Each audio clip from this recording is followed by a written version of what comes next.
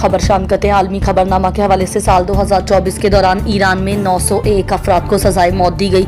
आलमी media reports के मुताबिक ईरान में साल 2024 के दौरान 901 अफराद को फांसी दी गई, जो हालिया बरसों में सजाए मौत की बुलंद तरीन तादाद है।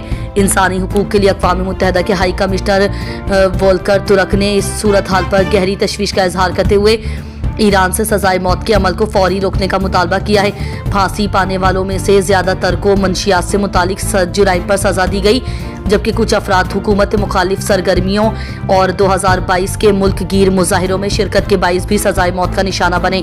खवातीन की फांसियों में भी इजाफा देखा गया और 2024 में कम अज़ कम 31 खवातीन को सजाए मौत दी गई, जो 2008 से अब तक की सबसे ज़्यादा तादाद है। अक़वाम मुत्तहिदा और इंसानी हुकूक की तंजीमों ने ईरान में सजाए मौत के बढ़ते हुए इस्तेमाल पर तशवीश का इजहार करते हुए इसे इंसानी हुकूक की संगीन खिलाफ वर्जी करार दिया है और ईरान से मुतालबा किया है कि वो सजाए मौत के अमल को फौरी तौर पर मुअत्तल करे।